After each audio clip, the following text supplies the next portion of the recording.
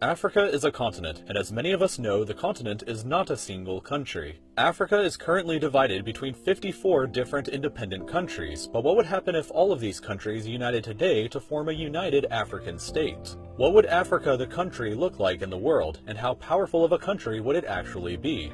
For starters, Africa is huge and covers over 20% of all the land on Earth, making it about 70% of the same size as all of Asia, or about 3 times the size of all of Europe.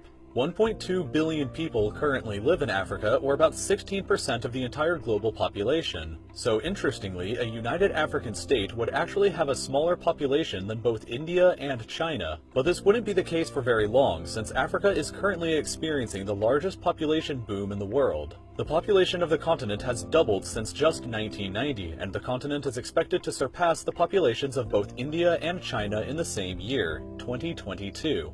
According to official UN estimates, the population of Africa is expected to reach a massive 4.4 billion people by the end of the 21st century and comprise 39% of the global population. This enormous demographic shift in the future will ensure that a united African state has a dominant position in the world, but it comes with several challenges. The population of Africa currently is the youngest in the world, with a median age of just 19.7 years old compared to the global average of 30.4 years old. Literacy rates are also low, with only 64% of the population being considered literate, but this varies between regions. In Libya, for example, the literacy rate is very high at 94.2%, while in South Sudan it is very low at only 27%. HIV infection rates in the continent would also pose a severe challenge to the United Africa, as 11% of the population in sub-Saharan Africa is currently infected with the disease. In addition to these challenges, a united African state would also struggle with the extreme diversity on the continent.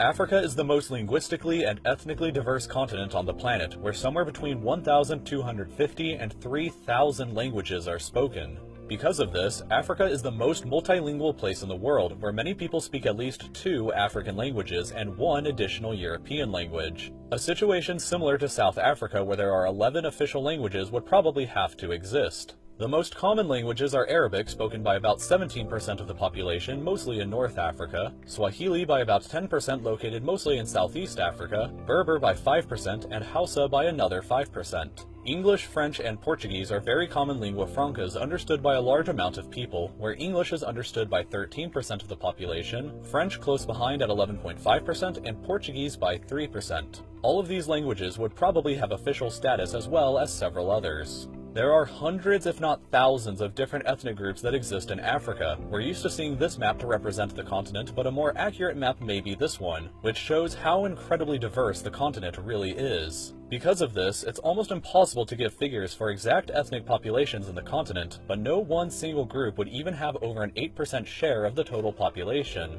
In terms of religions, here is a religious map of the continent. Christians and Muslims would be almost perfectly divided, with each faith claiming about 47% of the continent's population. Traditional African religions would represent about 10% of the population, and this adds to more than 100% because several people hold mixed beliefs. About a final 2% of the population would be atheist or non-religious. Next, we have a map of where the 10 largest cities on the continent are located. The biggest city, Lagos in Nigeria, has a greater population than all of Romania combined. But despite this, it probably wouldn't be the capital city. I predict that the capital city would probably be located here in Ethiopia at Addis Ababa. This is because an organization called the African Union already exists, similar in some ways to the European Union in Europe. The African Union's headquarters are already located in Addis Ababa, and the United Nations Economic Commission for Africa is also headquartered here. Addis Ababa is often already called the political capital of Africa, so it would make sense to agree that the city would serve as the capital city of the United Continent as well. Cairo and Johannesburg would probably be the largest financial centers of the United Africa and serve very important roles as well.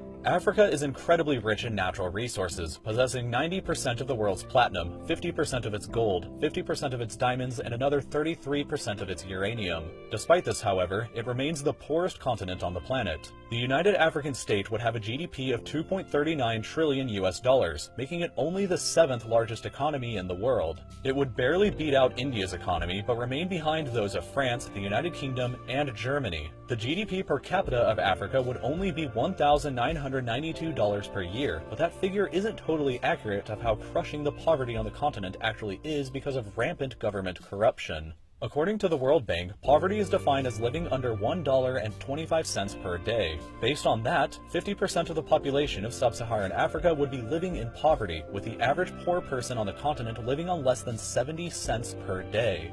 This picture kind of highlights how severe this problem is, especially when you compare it to other continents. But Africa has a lot of room to grow. The continent is projected to be the quickest growing region in the world in the future, and her GDP is expected to finally overtake France and the United Kingdom by 2023, but will still remain behind Germany then. All things considered though, Africa certainly has the potential, if it united, to become a superpower by the close of the 21st century. It would have a massive population to fuel a massive army and a potentially huge economy that could one day rival the rest of the world. With one flag, Africa the country would be a united continent, optimistically looking forward to what the future would bring for her. Leave your comments below about how you think other countries would react to a united Africa, or even how long a united Africa may last for.